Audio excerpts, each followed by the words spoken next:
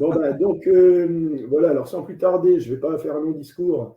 Je ne vous présente pas Didier Vernat, qui est enfin, quand même enseignant-chercheur en informatique, grand spécialiste de l'ISP et grand spécialiste aussi de l'algorithme de Plus, entre autres, grand spécialiste de la tech, auteur de plusieurs packages. Voilà, si j'ai oublié quelque chose, Didier, tu me dis. Non, Et non, tout va musicien, bien jusqu'ici. et extraordinaire guitariste de jazz. Je précise Non, de jazz parce que bon, c'est quand même la musique la plus belle qui soit. voilà. Voilà. Donc, sans plus tarder, je te laisse la parole, Didier. Merci beaucoup. Alors, je vais à nouveau donc partager mon écran. Ça devrait être fait. Et vous me dites si vous voyez mes supports. Tout à fait. Ok, bah c'est très bien. Alors, bonsoir à nouveau à tous. Désolé pour le petit contretemps, mais pour les deux participants du Canada, on avait une journée de, je ne sais pas d'ailleurs trop comment ça s'est passé ici en France, une journée de blocage suite au déboire politique. Et donc il semble que le serveur habituel se soit bloqué conformément aux indications du mouvement social. Mais on en a trouvé un autre grâce à Denis. Alors merci à nouveau Denis et toute l'équipe plus généralement de l'association de m'avoir invité pour ce deuxième exposé que j'ai grand plaisir à vous présenter. Merci aussi à vous d'ailleurs de venir y participer un mercredi plutôt qu'un jeudi. Le jeudi, ce n'est pas une journée qui m'arrange, c'est pour ça qu'on a fait ça le mercredi. Et c'est d'ailleurs aussi pour cette raison que vous ne me voyez pas le jeudi soir en direct dans les exposés de l'association, mais je suis quand même un gourmand participant, quoique en différé, à tous les autres exposés qui ont eu lieu et tous ceux qui vont suivre. Voilà. Alors, je vous promets aussi d'ailleurs d'être beaucoup plus court que la dernière fois, d'autant qu'on a commencé en retard, mais normalement, ça devrait vraiment pas durer 2h30. Et pour terminer ce tout petit préambule, je voulais aussi m'excuser pour les différents rebondissements qu'il y a eu, puisque c'est un exposé qui devait au départ avoir lieu au mois de février ou mars dernier, mais j'ai eu des petits soucis de santé assez sérieux et invalidants qui ont fait que ça a été repoussé 2, 3 fois. Bon, heureusement, je crois qu'il y a eu des remplaçants au pied levé que je leur remercie au passage aussi. Alors donc, une fois ces petits préliminaires effectués, je vais vous proposer aujourd'hui donc un exposé pas trop long, je pense, sur un travail de recherche que j'ai fait l'année dernière qui porte sur la similarité, sur les problèmes de similarité. On va voir ce que c'est dans la justification de paragraphe. Et je vais d'ailleurs, en guise de préambule, signaler à tout hasard pour les gens que ça intéresse, que c'est un exposé qui correspond à un article que j'ai publié l'année dernière dans la conférence DocEng, qui veut dire Document Engineering. C'est une conférence de l'Association for Computing Machinery, ACM, du SIG-Web, c'est-à-dire le Special Interest Group sur les technologies du web. Alors ça n'a pas grand-chose à voir avec le web, mais ça fait partie de ce groupe-là. Donc l'article, je vous ai mis un lien à côté et un QR code qui vous permet de le récupérer si vous voulez. Il n'est pas long du tout. C'est l'article correspondant et c'est donc un travail que j'ai présenté l'année dernière à cette conférence-là dans les locaux d'Adobe à San José et que j'ai aussi présenté en anglais pour l'avant-dernière conférence du Tech Users Group, donc de TUG. Et ce que je fais donc aujourd'hui, c'est simplement une adaptation et une traduction en français de la même présentation à quelques petites modifications très récentes près. Voilà.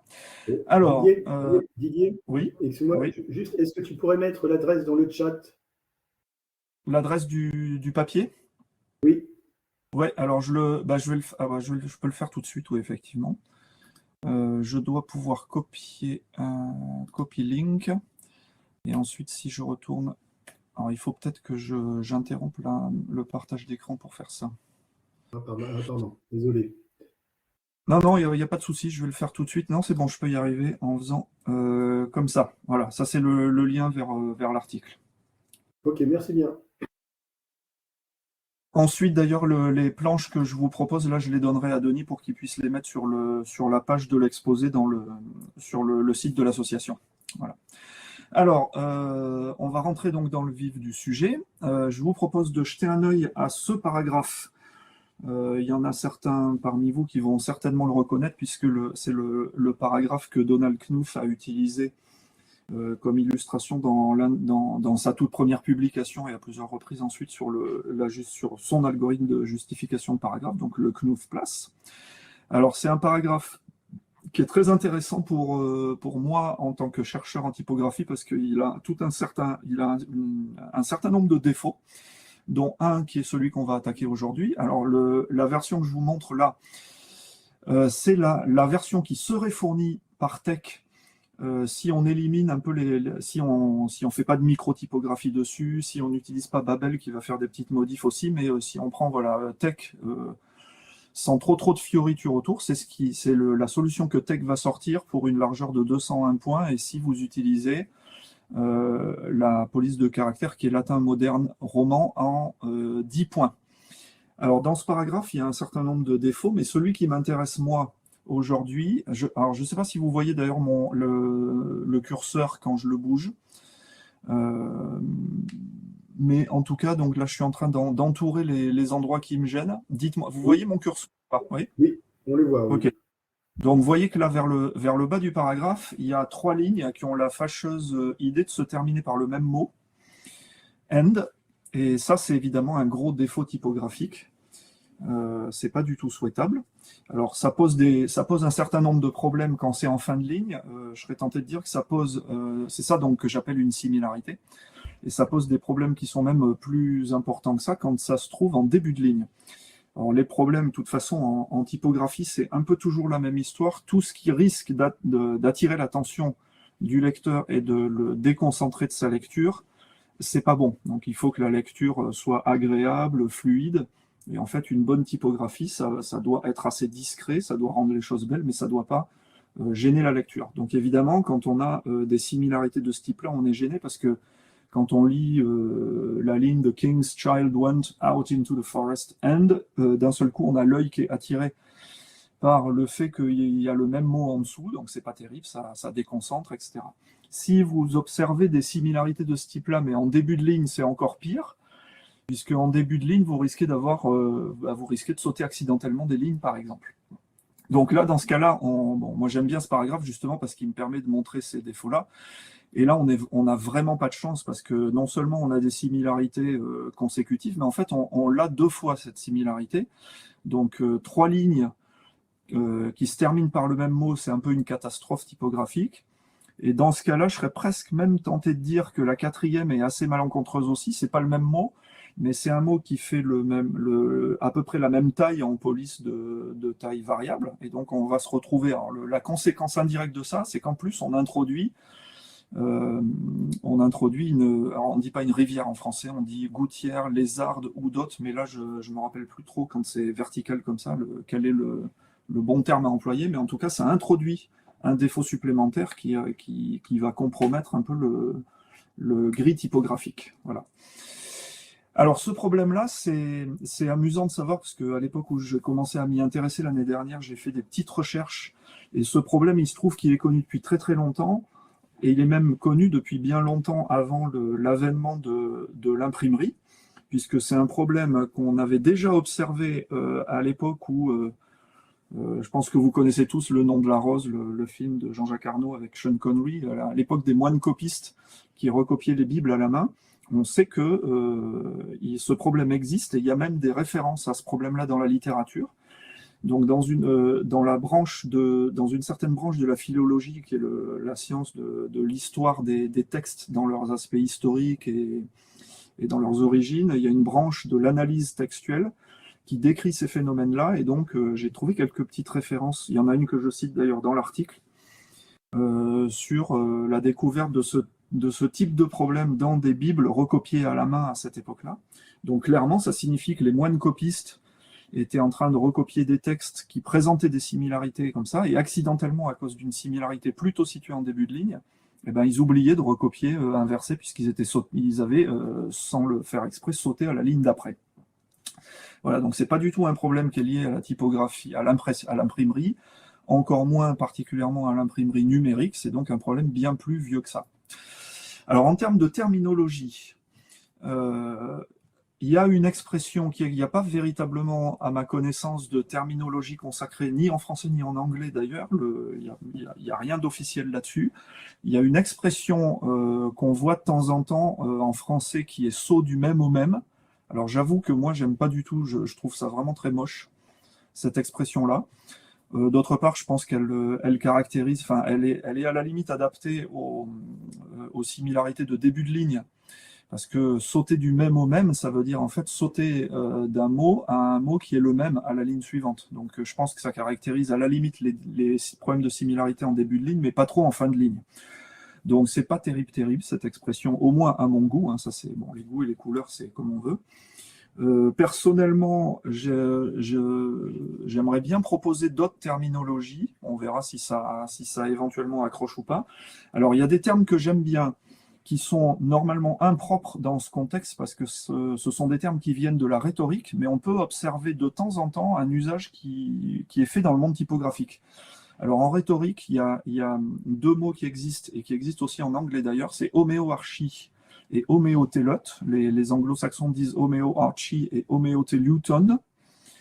Et alors en fait, ça décrit des similarités qui peuvent être en fait d'ailleurs aussi phonétiques, pas forcément complètement orthographiques, mais qui sont normalement des genres de figures de style qui sont faites volontairement. Donc ici, évidemment, on n'est pas dans ce cas de figure parce que là, on est en train de parler de choses qui sont plutôt des défauts, donc des choses accidentelles. Mais moi, personnellement, j'aime bien avoir des termes un peu précis et quand il n'en existe pas, pourquoi pas faire un peu de polysémie et puis voire même, bon, c'est pas vraiment du néologisme, mais presque. Et puis de toute façon, ici, on est en train de parler on est dans un contexte de typographie et pas de rhétorique, donc je vois pas personnellement de problème pour utiliser des mots dans un sens un petit peu différent tant qu'il n'y a pas d'ambiguïté. À part ça, je vous avoue aussi que dans les dîners mondains, si vous arrivez à caser homéoarchie et homéotélote, vous serez très très bien vu et admiré de l'assistance, n'est-ce pas? Ce qui peut pas faire de mal. Sinon, il y a aussi une expression que pour le coup j'aime bien parce que je la trouve assez imagée et assez poétique pour les problèmes de division de mots consécutive sur des lignes adjacentes. On voit, et à nouveau les anglo-saxons utilisent cette terminologie aussi, on peut parler d'échelle de césure ou échelle de... Alors les anglo-saxons disent hyphenation ladder, donc bon, césure c'est pareil, hein, c'est pas un mot qu'on est censé utiliser pour désigner la coupure ou la division de mots, mais comme on n'est pas non plus ici dans un contexte de poésie ou littéraire, mais qu'on parle de typographie, moi j'aime bien quand même parler de césure, je trouve ça plus joli. Donc, dans l'esprit d'une échelle de césure, on pourrait peut-être parler d'échelle de caractères ou d'échelle de mots pour désigner des problèmes de similarité. Voilà, je vous laisserai après décider par vous-même si vous avez envie d'utiliser ces termes-là, mais moi je les trouve pas si mal. Échelle de caractères ou de mots, ça va englober pour moi les similarités de début ou de fin de ligne. Homéoarchie, ça désignerait donc les similarités en début de ligne et homéotélote en fin de ligne. Voilà pour la terminologie. Alors ensuite, qu'est-ce qu'on peut faire pour régler ces problèmes-là? Alors, il y a une première solution coup de poing, et là je vais citer mon ami Thomas Savary, qui se trouve être dans l'assistance, que je resalue donc à nouveau au passage. Alors il me semble qu'il avait parlé de ça. Thomas, corrige-moi si je me trompe, dans un de ses exposés précédents, probablement c'était celui qu'il avait intitulé « Composer comme un pro », dans lequel il nous parlait avec brio de tout un tas de problèmes typographiques que les typographes professionnels comme lui cherchent à régler quand on veut faire les choses très très bien. Alors, il y a une solution manuelle qui nous avait donc proposée, c'est d'utiliser, de changer un petit peu le code source pour utiliser des espaces insécables. Donc, dans le cas d'une homéoarchie, vous avez par exemple une ligne qui commence par un truc. Et ça vous gêne puisque la ligne suivante commence par le même truc. Donc, ce que vous pouvez faire tout simplement, c'est éviter que la première ligne ne commence par un truc, ce qui veut dire que l'espace ou la glue en termes tech, juste avant le mot en question, devienne insécable. Donc, un petit tilde de truc à la place.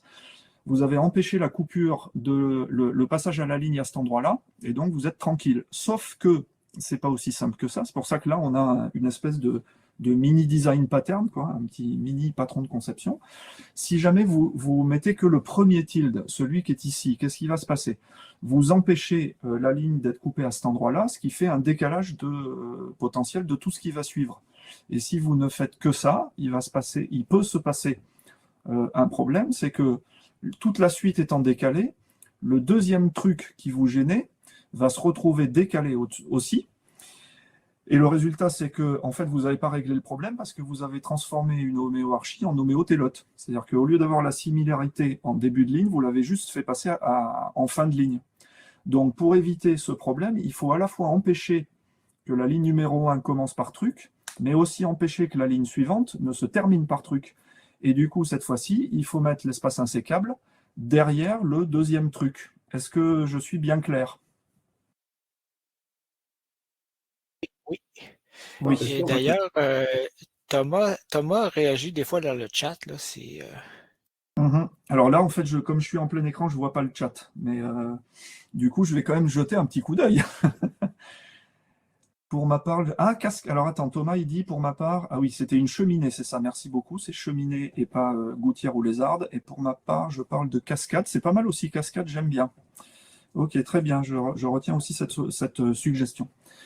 Alors, je reviens donc ici sur ce que je disais. Alors bon, là, je ne vais pas m'étendre en longueur parce que vous avez tous compris le système.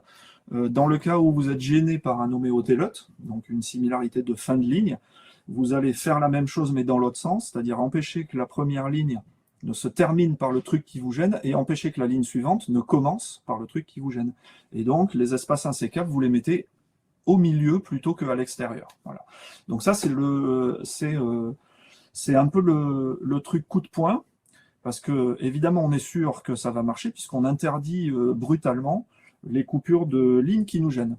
Alors évidemment, c'est une solution que vous pouvez mettre en place pour être sûr d'éviter les problèmes de similarité, mais de toute façon, ça, je vais y revenir un petit peu ensuite, mais par contre, rien ne vous dit évidemment que la solution que vous obtenez sera de meilleure qualité, et des fois, on n'a pas beaucoup de choix, et en fait, de temps en temps, on n'a pas trop d'autres choix que de vivre avec. Bon, voilà. Mais en tout cas, ça, c'est une façon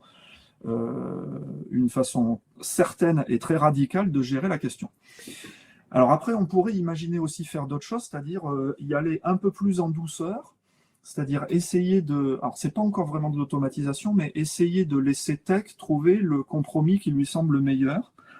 C'est-à-dire, vous le savez, hein, je pense tous, puisque vous êtes des utilisateurs confirmés de Tech et de LaTeX, il y a beaucoup de commandes en Tech et en LaTeX qui sont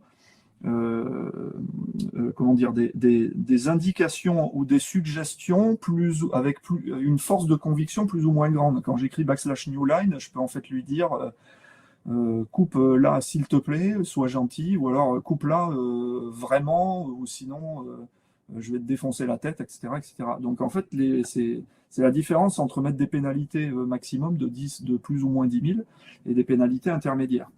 Donc, ce qu'on pourrait aussi imaginer faire, c'est, au lieu de mettre des espaces insécables, mettre des pénalités un peu moins fortes que la pénalité maximum de 10 000, parce que finalement, un tilde, hein, c'est en grosso modo penalty 10 000. Remplacer donc les espaces insécables par des pénalités un tout petit peu moins élevées, et voir comment va se débrouiller Tech avec ça, c'est-à-dire éviter la similarité si la pénalité en question est suffisamment importante pour que le problème soit traitable, mais automatiquement choisir une autre solution, quitte à laisser la similarité en question, si Tech trouve que toutes les autres solutions, c'est-à-dire compte tenu de tous les autres paramètres que vous pouvez gérer, si la similarité est moins problématique que tout le reste. Alors tout le reste, c'est les échelles de césure, les problèmes d'adjacence, de disparité, de répartition de l'espacement, etc. Toutes ces choses-là. Voilà. Donc ça, c'est éventuellement une solution que je qualifierais d'un peu plus douce, dans le sens où on laisserait, par opposition à la première solution, à Tech et à LaTeX, une petite marge de manœuvre pour essayer de décider un peu par lui-même quelle est la meilleure solution de division des lignes par rapport à tous les critères esthétiques ensemble. Voilà, donc tout ça, hein, si on revient à notre nom de la rose, c'est l'idée que chaque homéoarchie introduise une pénalité, comme aurait dit Sean Connery, aux moines copistes de l'époque. Voilà. Alors, dans tous les cas de figure, ces solutions-là sont quand même assez fastidieuses parce que, évidemment, dans tous les cas, c'est du travail manuel qu'il faut faire. Il faut prendre tous les paragraphes les uns après les autres, regarder s'il y a des similarités, à quel point elles sont gênantes, les corriger à la main. Donc ça, Thomas nous en avait parlé précédemment. Dans le cas d'une solution un peu plus douce que mettre des espaces insécables, il y a évidemment la question de combien mettre comme valeur pour la pénalité en question, qu'est-ce qui va bien marcher ou pas. Il y a quand même assez peu de chances que ça fonctionne de la même façon ou aussi bien dans tous les cas de figure. Il y a peut-être même d'ailleurs, en fait ça, je vous avoue que j'y ai même pas vraiment réfléchi, mais il n'y a peut-être pas non plus de raison vraiment valable pour faire que la première pénalité soit exactement la même que la deuxième. Enfin, tout ça, c'est un peu compliqué. Et surtout, c'est pas automatisable.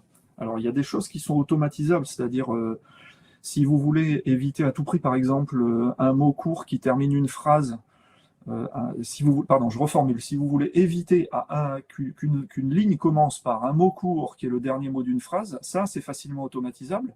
Il suffit de mettre des espaces insécables, un espace insécable juste avant le petit mot en question. Donc ça va marcher, ça a tout le temps marché.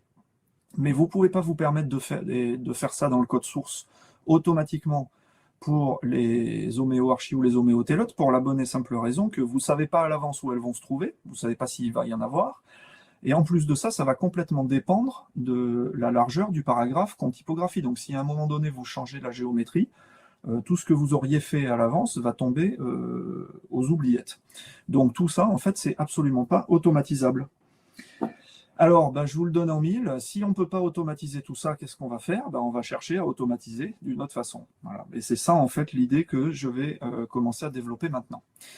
Alors, je sais que vous êtes tous des élèves disciplinés et sérieux, donc vous avez tous cet après-midi, comme la France était bloquée, passé 2h30 à regarder mon exposé précédent sur le CNUF Place, et donc vous êtes tous devenus des experts de la question. Mais bon, je vois bien qu'il y a un ou deux cancres tout au fond. Alors, juste pour ceux-là qui sont près du radiateur, je vais maintenant vous proposer alors vraiment là, c'est un condensé ultra rapide de ce que je vous avais raconté la dernière fois sur le fonctionnement de l'algorithme de justification. Ça va aller très très vite et c'est simplement le strict minimum pour comprendre ce que je vous propose ensuite. Donc, je vous rappelle très rapidement comment l'algo de justification de TeX fonctionne. Alors essentiellement, c'est un problème de type plus court chemin qui est un problème mathématique bien connu. L'idée, c'est qu'à partir du début du paragraphe, vous parcourez tous les mots jusqu'à pouvoir trouver l'ensemble des solutions qui pourraient terminer la première ligne. Donc ça vous fait plein de possibilités. Puis à partir de toutes ces possibilités-là, vous essayez de tracer des lignes jusqu'à la fin de la ligne numéro 2. Ça vous fait encore plein de possibilités. Et donc tout ça, ça se développe. Et ça fait, dans le pire des cas, un arbre de possibilités, mais en fait, on va essayer de réutiliser des nœuds en commun et on transforme notre arbre en graphe. Donc là, vous avez un tout petit exemple condensé de ce que ça peut donner dans le cas du paragraphe qui nous intéresse. Donc la première ligne commence à in et se termine à beautiful. La deuxième commence à that. Et là, il y a deux possibilités. On peut aller jusqu'à much ou on peut aller jusqu'à was. Donc ça fait deux chemins possibles pour la ligne numéro 2. Et puis on continue, etc., jusqu'à la fin. Alors évidemment, on a un graphe avec une seule racine, puisque le paragraphe démarre au premier mot, et qui se termine aussi à un seul nœud, qui est plaything, qui est le dernier mot du paragraphe. Parce que si jamais vous obtenez dans votre graphe un chemin qui arrive à autre chose que le dernier mot et qui ne peut pas aller plus loin, c'est une solution qui n'est pas possible. C'est ce qu'on pourrait appeler un cul-de-sac. Voilà. Donc, grosso modo, l'algo, il essaye de travailler sur ce graphe qui représente l'ensemble de toutes ces possibilités, et il essaye de trouver le meilleur chemin, c'est-à-dire celui qu'on va considérer le moins moche, en fait. Je ne dis pas le plus beau, parce que tout se passe par pénalité plutôt que par récompense.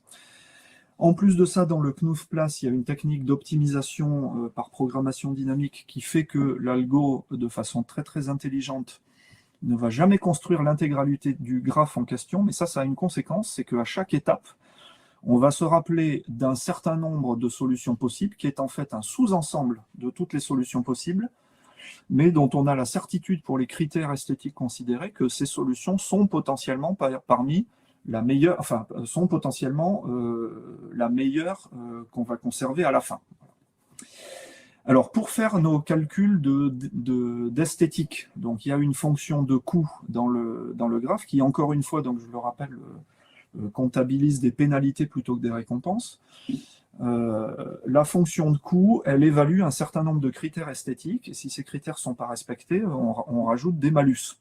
Alors moi, j'ai l'habitude de classer le malus en question dans deux catégories.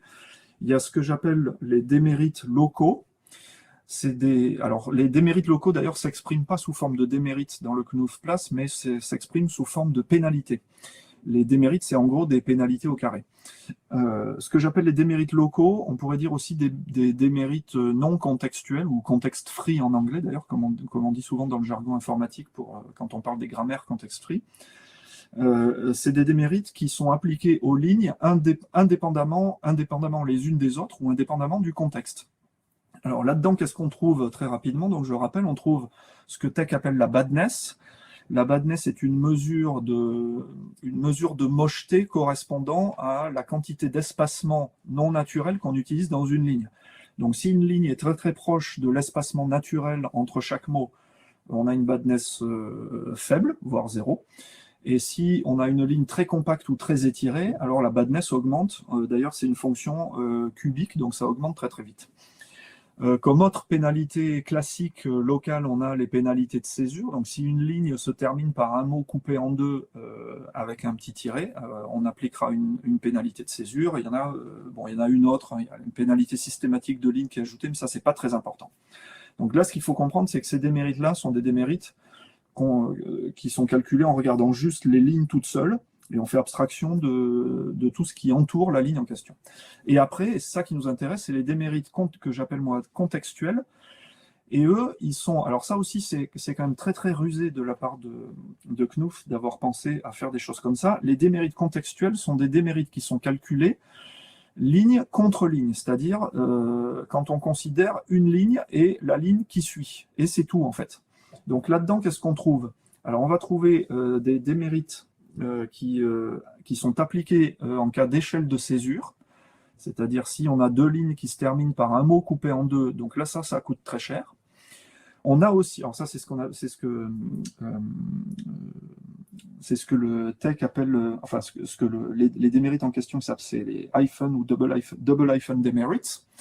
On en a aussi un autre qui est très important, et d'ailleurs qui a fait l'objet d'un autre travail de ma part cette année, que je pourrais éventuellement, si ça intéresse du monde, vous raconter dans un prochain exposé. Il y a des démérites qui sont appliqués pour les disparités d'espacement, ou on pourrait dire aussi les problèmes d'adjacence. C'est-à-dire que si par exemple une ligne est très compacte, mais qu'elle est suivie par une ligne très très lâche, alors à ce moment, on a des Tech considère que c'est moche et va appliquer des démérites qui s'appellent les adjacent demerits, donc des démérites d'adjacence. En fait, ça comptabilise comme moche des très grandes disparités d'espacement entre les lignes. Voilà. Alors encore une fois, je le répète, ça c'est le point clé pour nous. La grande subtilité qu'il y a dans cette façon de procéder, c'est que le Knuff-Place est un des tout premiers, voire le tout premier algorithme à avoir considéré une fonction esthétique en regardant la globalité du paragraphe, contrairement à tous les algorithmes gloutons qui existaient avant. Donc le Knuff-Place ne prend pas une décision finale avant d'avoir parcouru le paragraphe en entier, et il prend des décisions qui peuvent être une décision finale qui peut dépendre de choses qu'il a constatées tout à fait au début. Mais encore une fois, le truc vraiment intelligent et rusé dans cet algo, c'est que la seule façon que le Knuff-Place a de considérer un paragraphe dans sa globalité, c'est de faire des comparaisons des lignes 2 à 2. Donc une ligne et la suivante, et c'est tout. Et c'est seulement grâce à ces comparaisons-là qu'il établit des critères esthétiques globaux. Donc ça, c'était vraiment très rusé. Aujourd'hui, je pense honnêtement qu'on pourrait s'affranchir de cette limitation Mais dans le contexte du développement de cet algo dans les années 80, on n'avait pas les mêmes machines qu'aujourd'hui, il n'y avait pas du tout les mêmes ressources, la même puissance de calcul. Et donc, ce genre de subtilité était en fait critique pour obtenir un logiciel qui marche dans un temps raisonnable. Alors, la décision finale que prend le Knuth-Place, elle est tout à fait simple. Une fois qu'on a construit et qu'on a conservé en mémoire les quelques solutions qu'on considère les meilleures, on fait simplement pour chacune de ces solutions la somme des démérites locaux et des démérites contextuels. Et ensuite, le Knuth-Place choisit tout simplement la solution qui a le moins de démérites, autrement dit, la solution qui a l'air la moins moche. En général, on espère d'ailleurs que non seulement ça soit la moins moche, mais que ça soit aussi la plus jolie. Voilà. Alors, à partir de là, je peux maintenant vous expliquer l'idée qui est au final tout à fait simple, qui permet de traiter un petit peu le problème des similarités. Eh ben, c'est d'introduire un nouveau type de démérites contextuels que je vais appeler les démérites de similarité, justement. Ça s'appellerait d'ailleurs techniquement similar demerits pour rester dans la lignée terminologique du Knuth-Place. Et en fait, l'idée, je pense que ça se comprend avec ce petit rappel sur le Knuth-Place, ça se comprend très très aisément. L'idée, c'est tout simplement de comparer. Donc, on a déjà un mécanisme qui travaille sur des lignes adjacentes. Eh ben, on va enrichir ce mécanisme en comparant les débuts et les fins de lignes adjacentes ou lignes consécutives. Et si jamais on constate qu'il y a des similarités, eh ben, on pénalise la solution en rajoutant les démérites en question. Bon, je pense que c'est facile à comprendre comme idée, mais ce qui est peut-être plus intéressant que l'idée elle-même, et c'est ça moi qui m'a intéressé dans ce travail, c'est que le Knuth-Place, comme je vous l'ai expliqué, il est déjà équipé d'un mécanisme qui fait de la comparaison de lignes 2 à 2. Donc ça va être relativement facile pour nous de greffer un nouveau composant logiciel dans ce mécanisme, puisqu'il est déjà écrit pour ça en fait. Alors, il y a un tout petit détail sur lequel qu'il ne faut pas oublier quand même, c'est qu'il y a un cas particulier, c'est le cas des 2 lignes finales. Il est très très rare en fait que la dernière ligne d'un paragraphe soit pleine, c'est-à-dire qu'elle fasse exactement la largeur du paragraphe, donc ça c'est quand même très très rare. Et évidemment, on va dans le cas général éviter de comparer l'avant-dernière ligne avec la dernière, parce que s'il y a des similarités, je précise, on va comparer les débuts de l'avant-dernière ligne et de la dernière, mais pas les fins de ces 2 lignes-là, parce que 99% du temps, les fins de ces lignes ne sont pas verticalement alignées, donc ça n'aurait aucun sens. Si on voulait être extrêmement pédant, on pourrait, c'est faisable d'ailleurs, et c'est pas forcément très compliqué, faire un cas spécifique dans l'algo, en vérifiant si la dernière ligne est presque pleine, ou ce que d'ailleurs on considérait comme un défaut, si elle était presque pleine. Mais si elle est parfaitement justifiée, on peut éventuellement aussi évaluer les similarités en fin de ligne. Mais ça va arriver vraiment très rarement, donc c'est peut-être pas la peine d'aller jusque-là. En termes d'implémentation de ce truc-là, c'est pas finalement si compliqué que ça. Et là, juste pour clarifier le truc, je remets 2 secondes et demie le graphe de tout à l'heure, puisqu'en fait, il représente déjà cette idée.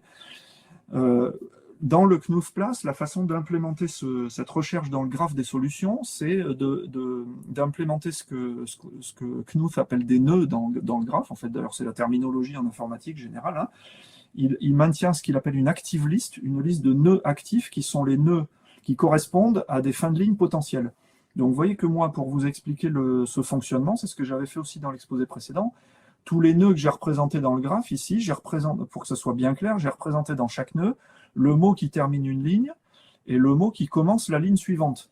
Donc, en fait, ce que je propose, c'est de faire exactement ça, c'est-à-dire d'augmenter la structure de données de l'algo qui représente chaque nœud possible par 2 propriétés supplémentaires, c'est les séquences de début et de fin de ligne, autrement dit ce que je vous ai représenté dans le diagramme précédent. Donc ça, c'est pas compliqué. Si on veut préciser un tout petit peu le truc, c'est ce que j'ai fait moi dans mes expériences, je me suis débrouillé pour que chaque nœud sauvegarde tous les caractères de début et de fin de ligne jusqu'à la première glue, donc l'espace élastique qui sépare chaque mot, ou bien jusqu'au premier discrétionnaire. Les discrétionnaires, c'est le petit composant que Tech utilise pour représenter soit les points de césure, soit les ligatures entre deux caractères comme FF, FFI, etc. Et d'autre part, ce que je fais aussi, c'est que je supprime tous les kerns, c'est-à-dire toutes les informations de crénage. Alors, je vais rapidement expliquer les raisons pour faire tout ça. Alors, le fait de s'arrêter au premier discrétionnaire, c'est alors en réalité, je suis moi-même pas convaincu que ce soit vraiment utile. Au départ, quand j'ai commencé à travailler là-dessus, c'était pour des questions de simplicité et aussi pour éviter le surcoût en termes de performance qui est lié à la déconstruction des discrétionnaires pour aller regarder ce qu'il y a dedans et récupérer les séquences de caractères correspondants. En réalité, en fait, aujourd'hui, en y ayant réfléchi un tout petit peu plus, je ne suis pas convaincu que ce soit vraiment un coût en performance exorbitant. Je n'ai pas véritablement fait de calcul formel, ni d'ailleurs d'expérience et de mesure de performance. Mais c'est plus, je dirais qu'aujourd'hui, ce serait plus pour des questions de simplicité qu'autre chose. L'idée de s'arrêter à la première glue, ça, je pense que c'est plus évident. Bon, de toute façon, si on veut se rappeler des débuts et des fins de ligne, il faut bien s'arrêter quelque part. Hein. Sinon, ça veut dire qu'on se rappelle de toutes les lignes. Ça n'a aucun sens. Alors, s'arrêter aux glues, c'est-à-dire aux espaces intermaux, ça, je pense que c'est un petit peu évident. Et c'est là, pour le coup, vraiment pour des questions de performance, c'est que les glues sont élastiques. Ce qui veut dire que dès que vous atteignez une glue, qu'est-ce qui va se passer? Le mot d'après, vous ne savez pas à l'avance à quelle distance il va être du mot précédent. Mais du coup, si vous comparez deux lignes adjacentes, les glues qui suivent les mots ont peu de chances d'utiliser le même degré d'élasticité, ce qui fait que vous allez perdre l'alignement vertical. Alors moi, je ne vais pas m'amuser à aller, quand je teste l'existence de similarité, je ne vais pas aller m'amuser en fait à vérifier que les caractères s'ils sont identiques, sont verticalement alignés. Parce que là, pour le coup, on risquerait d'écrouler les performances du truc. L'idée, c'est vraiment que, par exemple, je me suis rappelé que la ligne 1 commence par fou, la ligne 2 aussi, et pour vérifier ça, j'ai juste à comparer l'égalité de 3 caractères sans faire de calcul de géométrie, etc. etc. Donc, s'arrêter à la glue, ça permet d'éviter les problèmes d'alignement vertical. Et enfin, la dernière chose, c'est pourquoi supprimer les kerns. Alors, les kerns, il y a plusieurs raisons. D'abord, l'information de crénage, elle concerne des petits ajustements. Hein. La taille d'un kern par rapport à la taille d'un espace intermo, évidemment, elle est toute petite. Donc, il y a peu de chances que ça joue énormément sur l'impression de similarité du point de vue visuel. Et d'autre part, il faut bien voir aussi une chose, c'est que si vous avez des similarités sur deux lignes consécutives, c'est-à-dire que vous avez les mêmes séquences de caractères. Donc, par exemple, je ne sais pas moi, on va dire un O suivi d'un X sur une ligne et un O suivi d'un X sur la ligne d'après. Bon, il va y avoir un kern entre le O et le X, mais comme les deux caractères sont identiques, ça veut dire qu'entre les deux, vous aurez le même kern sur la ligne d'avant et sur la ligne d'en dessous. Donc du coup, ce kern ne sert à rien, puisque s'il y a une similarité, on sait a fortiori que les kerns, il y aura les mêmes kerns. Donc ça ne sert à rien de les conserver en mémoire. Et du coup, ça fait toujours ça d'économiser aussi, quand ensuite on va se livrer à une comparaison. Donc pour résumer tout ça, l'idée de mémoriser les débuts et les fins de ligne dans les nœuds actifs comme représentés sur ce diagramme, ça va consister à faire quoi? À chaque fois que le Knuff-Place crée un nouveau nœud, je vais m'arranger pour récupérer tous les caractères du premier jusqu'au, en moyenne, ça va être 3, 4e ou 5e, mettons, au début de ligne. Et je vais faire la même chose en fin de ligne, mais à l'envers. Je commence par le dernier caractère, puis je récupère l'avant-dernier, etc., etc. Et tout ça, je le fais jusqu'à tomber sur un discrétionnaire ou une glue intermo. Et je m'arrête là. Voilà. Alors, dans la pratique, je pense que c'est une solution relativement simple et largement suffisante également pour une autre raison. Et là, je vais le faire avec l'accent. C'est parce que, comme on dit à Bordeaux, là d'où je viens, qui peut le moins, se peut le plus. Alors, ce que je veux dire par là, c'est que si vous avez, par exemple, une similarité d'un mot complet de 5 ou 6 lettres, ça, c'est vraiment une catastrophe. Et en fait, et là d'ailleurs je parle aussi sous le contrôle de Thomas, les similarités commencent à être vraiment gênantes à 2 ou 3 caractères, donc ça va relativement vite. Et du coup, il est très fréquent en fait pour des questions de césure, etc. Et puis aussi parce qu'il y a quand même pas mal de mots qui sont relativement courts en anglais, en français et très certainement dans d'autres langues. Il est très fréquent de constater des similarités déjà de 2, 3 ou 4 caractères.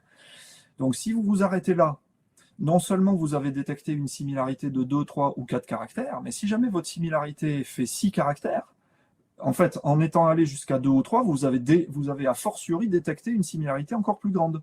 Donc, ce n'est pas la peine d'aller jusqu'au bout. C'est pour ça que, plus ou moins sur le ton de la plaisanterie, je dis qui peut le moins, peut le plus, dans le sens où si vous avez détecté une petite similarité, vous avez en fait du même coup détecté une plus grande similarité potentielle. Voilà. Donc, en fait, on est gagnant sur tous les tableaux. Alors, il est temps pour moi de vous faire une petite démo pour vous prouver que je mens pas. Donc ça, c'est ma plateforme expérimentale que je vous avais déjà montré la dernière fois, avec laquelle je fais tout ce travail de recherche. Alors par contre, je vais quand même enlever les points de césure. Là, ça sert à rien. Je vais peut-être aussi enlever la boîte pour que vous voyez. Je vais tout enlever, en fait, sauf les caractères. Comme ça, vous voyez le paragraphe que je vous ai montré donc du CNUF+. Alors ici, vous avez l'implémentation de tout le paramétrage de l'algo. J'ai rajouté, comme vous le voyez ici, là, ce que j'appelle les similar demerits. Donc c'est un paramètre supplémentaire dans l'algo. Et maintenant, je vais graduellement le faire grimper. Et je vous propose donc de regarder tranquillement les 3 lignes qui sont problématiques en bas à droite. Donc si je commence à faire monter les démérites de similarité, et paf, voilà. Donc là, ce qui s'est passé, je suis à combien? 2961, en fait c'est un tout petit peu moins que ça. J'ai commencé à dire à l'algo, en fait, que le problème des similarités doit coûter de plus en plus cher. Mais évidemment, ça joue avec tous les autres paramètres, d'accord? Donc au début, je sais pas moi, des démérites de similarité de 100, 150, 200, pour lui, c'est pratiquement rien par rapport à tous les autres problèmes qu'il y a. Donc il considère, et en particulier, en fait, ici, c'est par rapport au problème d'adjacence, c'est-à-dire aux disparités d'espacement utilisées, ou disons d'élasticité utilisées dans chaque ligne. Donc là, il a jugé qu'à partir de 2900 et quelques, le coût d'une similarité est suffisamment grand pour qu'il soit capable d'en supprimer automatiquement une. Donc vous voyez que ce qui s'est passé ici, en fait, c'est que la ligne se terminait par end qui est passée à la ligne d'après. Et maintenant, donc, on a étiré la ligne when she was bored, she took a golden ball un peu plus de manière à ce qu'elle soit justifiée à ball virgule plutôt que jusqu'au end. Voilà. Mais il nous en reste toujours une. C'est pour ça que j'aime bien ce paragraphe. Hein. Il est hyper pratique pour moi. Donc il nous reste toujours une similarité de 2 lignes. Et donc je vais essayer de continuer à augmenter le poids de ce truc-là. Donc j'augmente, j'augmente, j'augmente, et pouf, ça y est, il a changé. Donc là, il a réussi. Parce que je lui ai dit, là vraiment, vas-y plus fort, c'est vraiment un problème, et je considère que c'est un problème beaucoup plus sérieux que plus sérieux que le reste. Et là, donc, je lui ai demandé de pénaliser les similarités tellement que finalement, il a réussi à se débarrasser de la deuxième aussi. Alors, je ne sais pas si vous avez bien vu là ce qui s'est passé, mais dans ce cas de figure, on a été obligé de changer tout le paragraphe depuis la 3e ligne. Depuis la 4e ligne. Hein. C'est à partir de la 4e ligne, ça change. Alors que pour la première similarité, on avait réussi à s'en débarrasser seulement en bidouillant un peu sur la fin du paragraphe. Voilà. Donc ça, c'est la petite démonstration en temps réel. Alors maintenant, juste pour comparer les paragraphes en question, je vous les remets là. C'est les 3 que je vous ai montrés. Je vous les mets là pour voir un peu les comparer à l'œil nu. Alors justement, et à nouveau petit clin d'œil à notre grand typographe préféré, Thomas Savary. J'avais montré ça l'année dernière à Thomas, un tout petit peu à l'aveugle, hein, pour lui demander simplement ce qu'il pensait de ces résultats.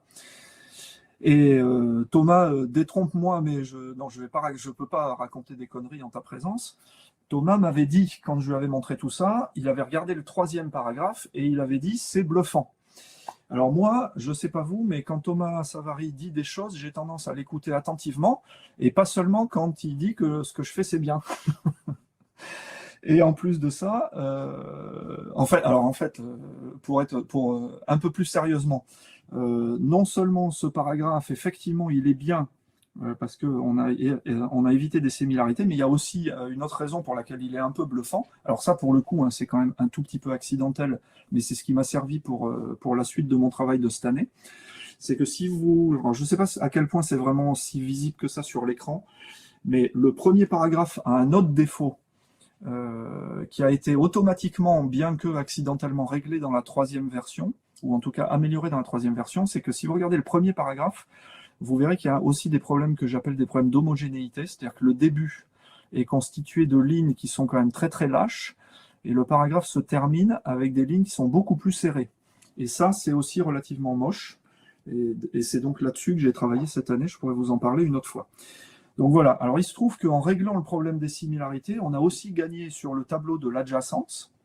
Alors c'est peut-être d'ailleurs un peu surprenant parce que le Knuth-Place, vous le savez, hein, il est, comme je l'ai dit tout à l'heure, il est déjà équipé pour traiter les problèmes d'adjacence. Mais il se trouve que la façon dont il fait ça est un peu rudimentaire et pas super efficace. Voilà. Mais en tout cas, du coup, un peu par accident, on a réussi à régler non seulement le problème des similarités, mais en plus, on a obtenu un paragraphe qui, en termes de répartition de l'espacement, donc finalement en termes de qualité du gris typographique, est bien meilleur que le premier et quand même mieux aussi que le deuxième.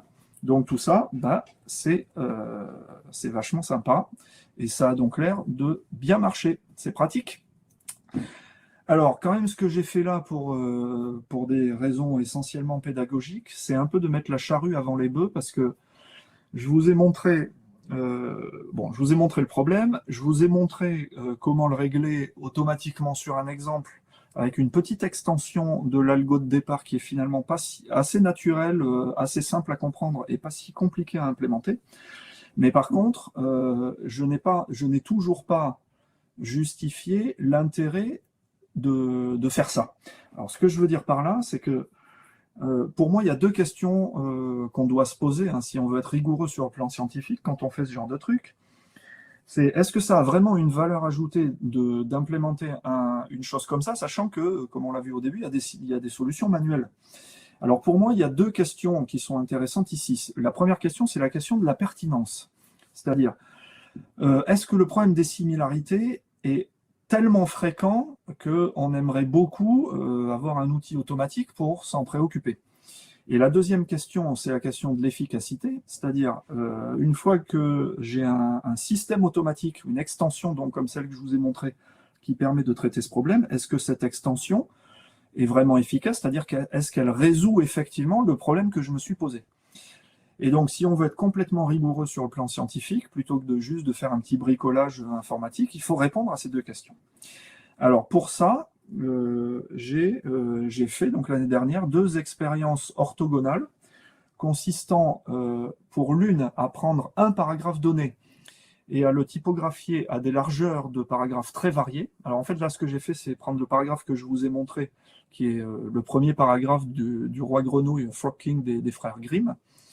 Et ce paragraphe, je l'ai typographié entre grosso modo 5 cm et 20 cm de large, c'est-à-dire 142 points pour être précis et 569 points, ce qui fait donc 427 paragraphes différents, si vous 427 cas différents pour faire tourner l'algo. La deuxième expérience que j'ai faite, c'est plutôt que de typographier un unique paragraphe, c'est-à-dire avec toujours les mêmes mots, parce que là, du coup, on ne mesure pas bien, enfin, on ne se laisse pas suffisamment influencer par la diversité de la langue vivante considérée. Plutôt que de prendre un paragraphe à plein de largeurs différentes, j'ai pris plein de paragraphes différents à une largeur fixe. Et pour ça, ce que j'ai fait, c'est que j'ai récupéré le roman Moby Dick de Herman Melville qui est en libre accès. Alors j'ai fait pas mal de nettoyage quand même dans le texte de départ pour supprimer le table des matières sommaires, les paragraphes trop petits auquel cas ça n'aurait pas de sens, les paragraphes trop grands, je vous expliquerai pourquoi ensuite. Donc j'ai fait un peu de filtrage, un peu de nettoyage, mais j'ai quand même à l'arrivée conservé 1524 paragraphes que j'ai typographiés à peu près 10 cm. Ça, c'est un petit peu à la truffe, quoi. Ça aurait pu être une autre largeur. C'était un peu au milieu, plus ou moins intermédiaire entre 5 et 20. Donc, ça fait 284 points. Alors, au total, donc, toutes ces expériences, si vous faites la somme des 2 expériences, ça fait 1951 cas de figure différents. Mais en plus de ça, je vous expliquerai pourquoi juste après, chacun de ces 1951 cas de figure différents, je les ai typographiés j'ai fait tourner l'algorithme de justification dans trois conditions expérimentales différentes. Donc au total, ça fait plus de 5800 passes de l'algorithme. Et avec ça, on commence à avoir un nombre de cas de figure qui est quand même statistiquement représentatif de quelque chose, quoi. Alors, avec toutes ces expériences-là, et donc grâce à la plateforme que je vous ai montrée là tout à l'heure, la plateforme que j'utilise pour faire mes expériences, le code est complètement instrumenté, je récupère toutes les mesures que je veux, toutes les valeurs calculées par l'algo, je balance ça dans des fichiers de données, et puis je fais mes petites mesures statistiques. Alors maintenant, je vais vous montrer rapidement, pas tout, mais les quelques petits trucs parmi les plus intéressants donc, dans les résultats que j'ai obtenus. Alors, ce que vous voyez ici sur ce diagramme, alors j'espère, je ne suis pas sûr, mais j'espère que vous voyez à peu près bien les deux couleurs différentes. La courbe qui est vers le bas est verte et la courbe qui est vers le haut est un peu violette. Au passage, pardon? On Oui, voit vous bien. voyez bien? Ok. Donc, par contre, je suis désolé si parmi vous, il y a des gens qui ont des déficiences dans la perception des couleurs. Voilà, c'est un graphique que j'avais fait l'année dernière. Alors, sur ce diagramme, ce que vous voyez en abscisse, pardon, c'est la largeur. Donc ça, en fait, ça représente les expériences avec le Frog King, avec le paragraphe des frères Grimm. Je pourrais vous montrer des diagrammes équivalents pour l'expérience avec Moby Dick, mais là, comme il y a 1900 paragraphes, ça fait des diagrammes qui sont complètement indéchiffrables et illisibles sur un écran. Donc, je vais juste me contenter de celui-là pour ce soir. C'est un exemple, mais qui est assez représentatif. Donc, en abscisse, vous avez toutes les largeurs de paragraphes possibles, donc entre un peu plus de 200 et presque 600 à l'arrivée. Et sur l'axe des ordonnées, vous avez le nombre de solutions possibles pour faire la justification. Alors, il faut se rappeler quand même que le Knuffplatz étant optimisé, il ne va jamais vous donner cette info-là. Lui, il en garde quelques-unes en mémoire, et quand à la fin, il lui en reste 3 ou 4, c'est bien le maximum. Donc en fait, moi j'ai deux implémentations de l'algorithme sur ma plateforme. J'ai l'implémentation complètement optimisée, mais j'ai aussi une implémentation qui garde en mémoire l'intégralité du graphe des possibilités. Et comme ça a une complexité exponentielle, ça peut exploser la mémoire très très vite. C'est pour ça que j'ai aussi été un peu obligé de faire du filtrage des paragraphes de Moby Dick, parce que sinon, il m'aurait fallu une machine avec je ne sais pas combien de gigas de mémoire, et puis surtout des heures de calcul. Alors que tout ça se fait relativement vite. Alors, la courbe verte, donc celle qui est vers le bas, c'est la courbe qui vous montre, pour chaque largeur de paragraphe, le nombre total de possibilités de formatage qui contiennent des similarités, soit en début, soit en fin de ligne. La courbe violette qui est au-dessus, elle vous montre, le nombre total donc total absolu de solutions possibles. Voilà. Donc, si vous faites la différence entre les deux courbes, vous obtenez quoi? Le nombre. Donc, quand vous regardez l'espace entre chaque courbe pour une largeur donnée, vous obtenez le nombre de solutions qui ne contiennent pas de similarité. Donc, en faisant la différence entre les deux. Alors, c'est ce type de courbe, donc j'en ai plein d'autres. Hein. Là, encore une fois, je vous montre juste celle-là pour ce soir, parce que ça suffit pour donner le feeling général. Cette courbe, elle est intéressante, ces deux courbes sont très intéressantes pour plusieurs raisons. Alors d'abord, il y a des choses auxquelles on peut tout à fait s'attendre à l'avance. Premièrement, on constate la forme complètement chaotique des deux courbes en question. Ça, c'est un phénomène qui est très connu, et il suffit d'avoir utilisé LaTeX 2-3 fois, ou même Tech pour le savoir. Hein. La typographie, c'est un problème fascinant, passionnant, mais en même temps, un peu pour ça, un peu compliqué, dans le sens où il se passe des choses totalement imprévisibles les 3/4 du temps. Et vous savez tous très bien que la moindre légère petite modification sur la ligne 2 peut introduire des choses complètement catastrophiques sur la ligne 28. C'est même vrai d'ailleurs quand on fait de la typographie soignée. Et encore une fois, tous les typographes le savent bien. Si vous modifiez ne serait-ce que la longueur d'un paragraphe en changeant sa longueur de plus ou moins une ligne, ça peut très bien se passer jusqu'à 15 pages plus loin. Donc en fait, voilà, un micro-changement, c'est un genre d'effet papillon, un micro-changement à un endroit peut introduire un comportement complètement différent et une solution complètement différente. Donc les formes chaotiques, elles représentent ça, hein, le fait que vous n'allez jamais trouver des belles gaussiennes, des beaux trucs bien lisses. Vous allez toujours avoir, sans raison vraiment compréhensible, des choses qui peuvent être complètement différentes quand vous changez la largeur d'un paragraphe de ne serait-ce qu'un point. Voilà. Donc ça, on pouvait s'en douter.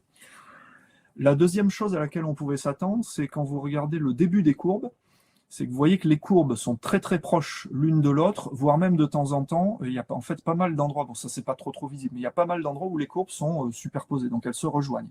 Alors ça aussi c'est un phénomène auquel on peut s'attendre parce que il est à nouveau très bien connu que pour des paragraphes très étroits, on a beaucoup plus de difficultés à typographier parce qu'on a moins de solutions possibles. Et donc on peut s'attendre à ce que les courbes se rejoignent parce que souvent, quand des paragraphes sont très très étroits, vous avez une ou deux solutions. Et donc il est très fréquent quand il n'y a qu'une seule solution vraiment possible ou quand il n'y en a que deux, que finalement ces deux solutions-là contiennent des similarités. Et finalement, quand on n'a pas de choix, il faut faire avec. Voilà. Donc ça se comprend relativement facilement. Alors ensuite, il y a par contre des choses, c'est les choses après lesquelles je courais un petit peu, moi, avec curiosité, des choses qu'on découvre qui ne sont pas prévisibles. C'est premièrement, alors ça c'est la première chose intéressante, c'est quand vous regardez la courbe verte, donc celle qui est vers le bas, vous vous rendez compte qu'en fait, il existe très très souvent des paragraphes avec similarité, il y en a beaucoup. Et quand vous prenez une largeur de paragraphe donnée, le nombre de solutions contenant des similarités est loin d'être négligeable. On peut quand même s'en douter, alors je dis un peu l'inverse de ce que j'ai dit 2 minutes avant, mais disons qu'a posteriori, on peut facilement imaginer que ce genre de phénomène est dû à la présence très fréquente de petits mots qui reviennent très souvent dans la langue. Donc, par exemple, les déterminants, les pronoms et tous ces trucs-là. Et ça, c'est vrai en français et en anglais. Hein. Les le, la, les, il, des, de, on, en anglais, of, the, him, he, etc. Tous ces trucs-là.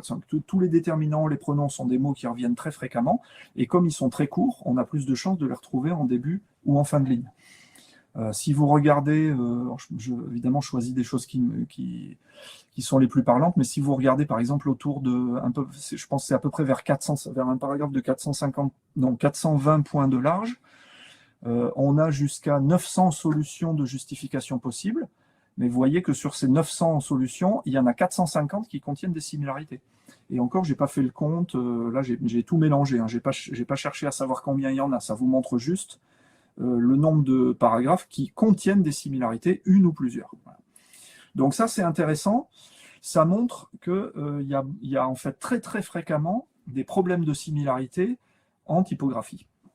Et la deuxième, la deuxième petite découverte qui est quand même une découverte assez positive pour nous, c'est que si vous regardez donc l'intervalle qu'il y a entre les deux courbes, ça vous montre quoi? Ça vous montre que même quand on a beaucoup de solutions avec des similarités, la courbe violette étant en général beaucoup plus haute que la courbe verte, ça signifie qu'il y a aussi beaucoup de solutions qui n'en contiennent pas. Autrement dit, ce qu'on découvre grâce à ce type de représentation statistique, c'est que à la fois le problème de similarité est fréquent, mais en même temps, il y a toujours ou presque des solutions alternatives qui nous permettraient de l'éviter. Voilà, j'espère que je suis assez clair. Et donc, ça veut dire qu'on a de la marge de manœuvre. Alors, dans tout ça, évidemment, la question qu'on se pose, c'est que fait Tech? Parce que finalement, ça vous montre statistiquement ce qui se passe dans la réalité. Mais là, je ne vous ai toujours pas pour l'instant dit quel est le choix de Tech dans toutes les solutions qu'on voit apparaître ici. Alors ça aussi, je l'ai mesuré pour voir un peu ce que ça donnait. Et ce que j'ai trouvé donc dans mes plus de 5800 expériences, c'est que quand les similarités sont inévitables, c'est à peu près, pardon, je reformule, dans 4% des cas, les similarités sont inévitables. C'est-à-dire si vous prenez 100 expériences que j'ai faites au hasard, dans 4% des cas, toutes les solutions contiennent des similarités. Alors souvent, en fait très très souvent même, ça veut dire qu'il n'y a qu'une solution possible. Donc dans ce cas-là, vous pourrez toujours faire ce que vous voulez, à part une reformulation, il n'y a rien à faire. Mais de temps en temps, il y a 2, 3, 4 solutions possibles. Et dans ces cas de figure, il y a des similarités systématiquement dans tous les cas de figure. Ce n'est pas forcément les mêmes, mais il y en a partout. Donc en gros, c'est 4% du temps où finalement la question c'est faire le choix le moins pire, sachant qu'il n'y a pas de meilleur choix en fait. Alors ensuite, dans l'expérience numéro 1, c'est-à-dire celle du Frog King, un paragraphe à plein de largeurs différentes, j'ai constaté que le choix de Tech contient des similarités dans 21% des cas. c'est pas du tout négligeable, hein. Donc encore une fois, ça veut dire qu'un paragraphe sur 5, typographié par Tech lui-même, va contenir au moins une similarité à un endroit. Et dans le cas de l'expérience numéro 2, c'est 26%, et c'est encore moins négligeable. Alors je pense d'ailleurs que l'expérience numéro 2 est plus représentative du cas général, parce que ça balaye un corpus textuel beaucoup plus large que la première expérience. Donc un paragraphe sur 5 ou un paragraphe sur 4. Alors je ne sais pas si vous vous rendez compte en fait, hein, mais ça signifie que notre typographe professionnel préféré, quand il met en page un roman, il va falloir, bon évidemment comme il est maniaque, il va relire tout, et c'est une très bonne chose, mais ça signifie surtout que dans la relecture intégrale de la maquette, il va, dans 2 paragraphes sur 10, voire 1 paragraphe sur 4, avoir à faire une intervention manuelle pour essayer de supprimer la similarité, sans d'ailleurs forcément y parvenir dans le cas où elle est inévitable. Mais ça, c'est un peu rare. Donc quand même, à mon sens, c'est beaucoup. D'accord ? 2 paragraphes sur 10 ou 1 paragraphe sur 4 à traiter manuellement, ça justifie, à mon avis, le fait d'essayer de le faire automatiquement. Donc c'est pour moi la réponse à la première question, c'était la question de la pertinence. Oui, traiter les similarités de façon automatique, c'est une idée pertinente parce que le problème est suffisamment fréquent pour qu'on cherche à le régler autrement qu'à la main. Voilà.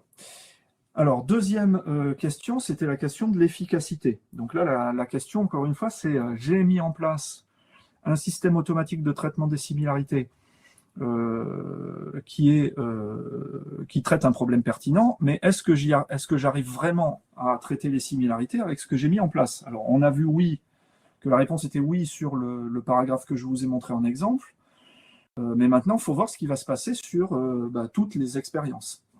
Alors, c'est l'origine ici du x3 dont je vous avais parlé tout à l'heure. Donc, ce que j'ai fait pour essayer de mesurer l'efficacité de ce système, c'est que j'ai fait une première passe de mon algo, donc sur les 1900 et quelques expériences, dans le cas de figure de Tech de base, c'est-à-dire ce que Tech fait tout seul s'il n'y avait pas l'extension, ou bien, en fait, si on mettait les similar demerits à 0. J'ai ensuite fait une deuxième passe en mettant les similar demerits à 10 000. Alors 10 000, c'est la valeur par défaut de tous les autres démérites dans Tech. Donc ça veut dire que là, je suis en train de dire à mon algo, considère que l'existence d'une similarité, c'est aussi grave que l'existence d'un problème d'adjacence, ou bien c'est aussi grave que l'existence d'une échelle de césure, et ainsi de suite. D'accord ? Donc ça, c'est le cas numéro 2. Alors dans ce cas de figure, par rapport au cas de figure numéro 1, c'est-à-dire similar demerits à 0, j'ai constaté que avec des démérites de similarité valant la même chose que les autres, dans le cas où on a des similarités dans la solution, 48% du temps dans l'expérience numéro 1 ou 50% du temps dans l'expérience numéro 2, le problème est corrigé. Donc ça, c'est un super résultat, parce que ça veut dire qu'en fait, un paragraphe sur 2 problématique est corrigé automatiquement. D'accord ?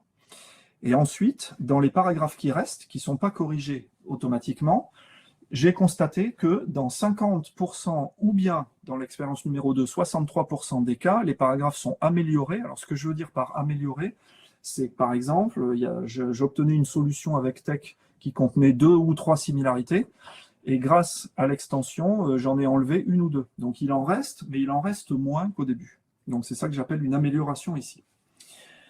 Alors ensuite, un peu pour le fun, j'ai aussi fait une troisième et dernière expérience consistant à mettre les similar demerits à 10 000, c'est-à-dire la valeur par défaut de tous les démérites de Tech, mais en plus de ça, à dire à Tech, non seulement les similarités sont vraiment pas souhaitables, mais en plus de ça, prend encore plus de marge pour les gérer en considérant que les problèmes d'adjacence ne nous gênent pas, c'est-à-dire en mettant les adjacent demerits à 0. Donc encore une fois, ça veut dire que si jamais une ligne est très compacte et qu'elle est suivie d'une ligne très lâche, on va s'en fiche. Alors si jamais donc vous mettez les similar demerits à 10 000 et les adjacent demerits à 0, alors ce qui se passe là, c'est qu'on passe à entre 53 et 66% de paragraphes complètement corrigés, et 57 sur les restants, 57 jusqu'à 73%, c'est-à-dire presque les 3/4 de paragraphes améliorés. Voilà, donc tout ça pour dire quoi ? que non seulement, on l'a vu sur la planche précédente, le problème est pertinent, mais en plus de ça, là, grâce à ces mesures-là, on voit bien que le traitement automatique est possible, puisque l'extension que j'ai proposée, elle arrive à corriger la situation grosso modo la moitié du temps. Donc ça veut dire que le typographe, au lieu d'avoir un paragraphe sur 4 à bidouiller à la main, il en a peut-être en fait plus que 1 sur 8. C'est quand même un gain de temps non négligeable. Et en plus de ça, d'ailleurs, c'est probablement pas 1 sur 8 parce que, comme je le disais, dans ceux qui vont rester, il y a probablement des cas de figure où on ne pourra pas s'affranchir des similarités, sauf à jouer sur un autre critère ou à reformuler, ce qui n'est évidemment pas toujours possible. Voilà, donc le traitement automatique est possible. Et ça répond à nouveau donc positivement à la deuxième question, qui était la question de l'efficacité de cette extension. Alors quand même, attention, évidemment, ne me prenez pas au pied de la lettre, ne hurlez pas de me voir faire similar demerits à 10 000 et adjacent demerits à 0. Jamais on n'aura envie de mettre pour de vrai les adjacent demerits à 0. Là, mais bon, c'est évident, j'espère que c'est évident. Le principe de l'expérience numéro 3, c'était de mettre l'algo dans des conditions un peu extrêmes pour voir jusqu'où on pouvait aller. D'accord ? Et en particulier, il faut bien entendu pas oublier que jamais je n'ai dit jusqu'à maintenant, et je m'en garderai bien, jamais je n'ai dit qu'un paragraphe sans similarité est plus joli qu'un paragraphe avec. Ça, en fait, je n'en sais rien. La similarité est gênante, mais encore une fois, il faut se rappeler que quand c'est à la fois c'est un peu notre malédiction en typographie. À chaque fois que vous décidez d'accorder plus d'importance à un critère esthétique, à un trait typographique, c'est nécessairement au détriment d'un ou plusieurs autres. Donc, quand je donne à Tech l'opportunité d'explorer des solutions de justification un peu alternatives, en accordant plus d'importance aux similarités, il va forcément falloir qu'il sacrifie un petit peu d'autres choses. Après, il va évidemment rester au typographe à regarder les solutions libres de toute similarité et de dire ce qu'il en pense et de voir si c'est mieux ou c'est pas mieux. Mais normalement, l'idée, c'est quand même qu'en rajoutant cette nouvelle pondération dans l'algo, on arrive quand même globalement à des résultats qui soient satisfaisants parce que c'est un critère qui va être pondéré avec les autres, alors que dans l'algorithme de départ, les problèmes de similarité sont en fait complètement ignorés. Voilà. Alors tout ça pour conclure, donc vous voyez, j'ai quand même été beaucoup plus rapide comme promis que la dernière fois. Pour conclure tout ça, il y a encore quelques petites choses que je voudrais vous dire. Donc ce principe, si on résume un petit peu, de traitement des similarités, il est relativement simple et assez léger, en particulier en termes de performance. Ça je le sais parce que j'ai discuté avec Hans Hagen, le mainteneur de l'ULATEC, qui a fait des choses un petit peu similaires, je vais le signaler juste tout à fait à la fin. En termes de performance, il n'y a vraiment pas de souci, c'est pas un problème. C'est une extension qui est donc assez simple, assez facile à comprendre et très légère à mettre en place en termes de performance. Le gros intérêt en fait de cette idée, c'est que ça se greffe très facilement dans l'algorithme de départ, puisque finalement l'algorithme de départ, encore une fois, était déjà capable de comparer deux lignes adjacentes entre elles. Donc là, tout ce qu'on a fait, c'est rajouter un type de comparaison en plus de ce qui existait déjà. Alors, une autre chose qui plaît bien d'ailleurs à Franck et à Joseph, avec qui j'en ai pas mal discuté à l'avant-dernière conférence de TUG, c'est que cette extension-là, elle est compatible arrière avec Tech. Il suffit pour ça de mettre les similar demerits à 0, ce qui revient au même que de ne pas les avoir du tout. Donc, si jamais ce truc-là est greffé dans un moteur tech un jour, évidemment, Franck et Joseph sont contents parce que si la valeur des similar demerits est à 0 par défaut, on peut rajouter l'extension dans un moteur habituel et ça ne va pas changer le layout des documents qui existent déjà. Voilà. À l'heure actuelle, c'est implémenté donc dans ma plateforme de recherche, mais évidemment, donc je pense que j'espère que je vous ai convaincu, c'est utile. Une extension comme ça serait utile dans les moteurs en production. Et l'expérimentation, dans toutes les mesures statistiques que j'ai faites, vous ont montré que le traitement automatique des similarités est non seulement possible, mais en plus il est souhaitable, puisqu'on arrive à régler automatiquement très souvent ce problème qui est en réalité très fréquent. Alors, la toute dernière conclusion que j'ai là-dessus, non, je vais le dire tout à fait à la fin. Excusez-moi, je reviens un tout petit peu en arrière. Il reste encore, ça c'est un peu la moitié du boulot, parce que là, ce que je vous ai montré, donc c'est la partie purement scientifique. Mais il manque encore la partie esthétique, et je pense que je vais m'attaquer à ça peut-être cette année, j'espère. Ce qui manque encore à ce travail, c'est l'étude de l'interaction de ce trait typographique avec les autres critères esthétiques qui sont déjà en œuvre. Donc, comme je le disais, de regarder à quel point l'introduction de ce nouveau critère joue sur les autres. Par exemple, une question à laquelle je n'ai pour l'instant pas de réponse, mais c'est toujours une question d'expérimentation et de statistique, c'est si on met similar demerits à 10 000, dans toutes les nouvelles solutions que j'ai, est-ce que je me retrouve avec une avalanche de coupures de mots? Est-ce que je me retrouve avec beaucoup trop d'échelles de césure? Est-ce que je me retrouve avec beaucoup trop d'hétérogénéité dans l'espacement des lignes? Auquel cas, le gris typographique serait compromis, etc. Donc, une fois que j'aurai ces résultats, je saurai comment se comporte l'extension d'un point de vue esthétique, avant même d'avoir montré plein de paragraphes à des typographes ou à des gens qui ont l'œil aiguisé. Et peut-être d'ailleurs qu'en faisant ces études, je me rendrai compte qu'avec des similar demerits à 10 000, j'ai introduit trop de problèmes d'échelle de césure, mais que par contre, si je les laisse par défaut à 2500, on obtient un bon compromis permettant de gérer les similarités sans pour autant aller trop loin dans les autres problèmes. Bon, tout ça, c'est encore des mesures statistiques qu'il faut faire. Une autre idée, excusez-moi, c'est que pour l'instant, donc ce que j'ai, c'est des similar demerits qui sont juste une valeur scalaire, qui est paramétrable comme tout le reste, mais c'est juste une constante, en gros, une fois que l'utilisateur l'a fixé. Enfin, vous pouvez le changer au cours en plein milieu d'un document, bien sûr. Hein. Mais on peut probablement faire des choses plus intelligentes que ça. Et ça nécessiterait aussi des mesures statistiques un peu différentes. Par exemple, je pense que les homéoarchies sont plus problématiques que les homéotélotes, hein, pour la question du saut accidentel de ligne que ça peut impliquer. Du coup, ça pourrait tout à fait avoir du sens, et c'est en fait ce qui est fait d'ailleurs dans l'UA Métatech, je le dirai ensuite, d'avoir des démérites de similarité qui soient plus importants pour les débuts de ligne que pour les fins de ligne. Donc ça, c'est pas du tout compliqué à faire, hein, c'est juste une question d'expérimentation. Ce qu'on pourrait aussi envisager, c'est de faire des démérites de similarité qui soient graduels, donc qui soient en fonction, par exemple, de la taille de la similarité, plutôt que d'utiliser bêtement une valeur scalaire. Du style, une similarité de 2 caractères, ça vaut tant, mais si jamais on a 3 caractères, c'est plus grave, si on en a 4, c'est encore plus grave, etc. Donc, par exemple, avec une fonction, je sais pas moi, alors soit linéaire, soit quadratique, soit même cubique, de la taille des similarités.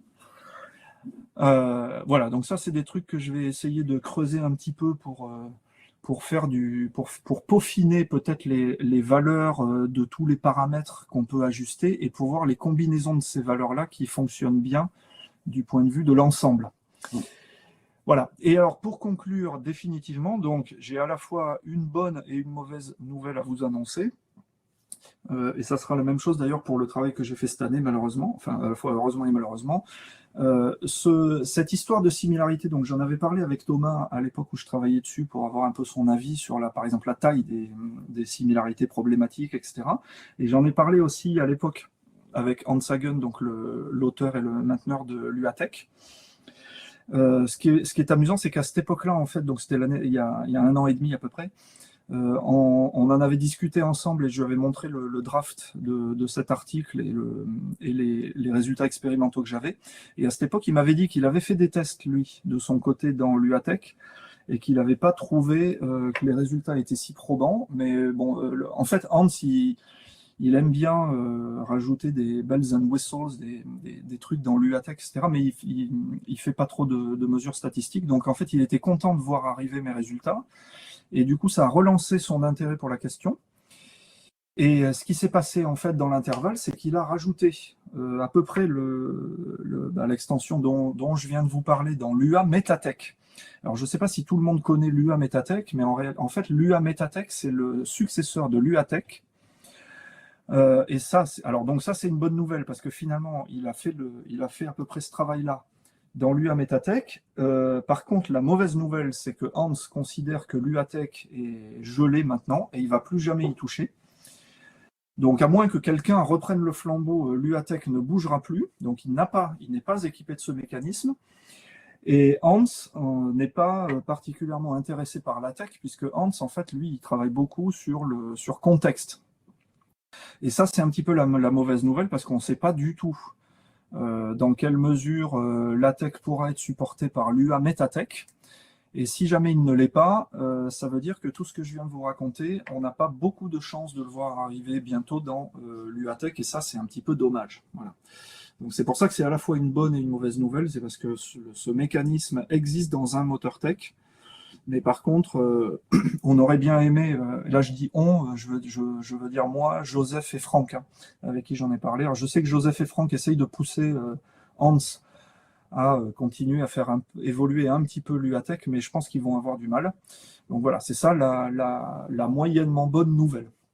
Donc on verra bien dans le futur ce qui va se passer. Alors après, il faut aussi bien sûr comprendre que dans la pratique, les choses sont un peu plus compliquées que ce que je vous ai montré là. Parce que les similarités, c'est... Bon, toutes les expériences que j'ai faites, c'est avec une police de caractère, une taille, etc. Donc évidemment, dans la pratique, il faut aussi réfléchir à... si vous avez des similarités entre une ligne et une autre sur laquelle il y a la même chose mais en caractère gras ou dans une autre police, est-ce que c'est aussi gênant ou moins gênant? Est-ce que si vous avez une similarité, par exemple si vous avez, je sais pas moi, foo-bar point à une ligne et foo-bar en dessous, c'est probablement gênant, alors que pourtant la similarité n'existe pas puisque il y a un point à la fin de la première ligne et pas à la fin de la deuxième. Donc ça veut dire que on a aussi intérêt à trier les caractères typiquement de ponctuation, par exemple, ce qui pourrait d'ailleurs avoir du sens si on utilise en plus de la microtypographie et qu'on fait de la protrusion, auquel cas le caractère de ponctuation se retrouve un peu dans la marge et les similarités se retrouvent alignées.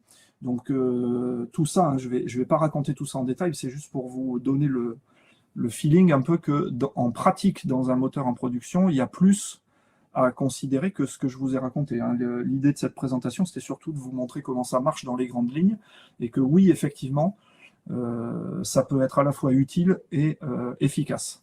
Mais malheureusement, je suis obligé de conclure sur cette nouvelle qui est à la fois bonne et mauvaise, puisque, encore une fois, donc, je ne suis pas sûr qu'on puisse profiter de ça dans la tech dans un avenir proche.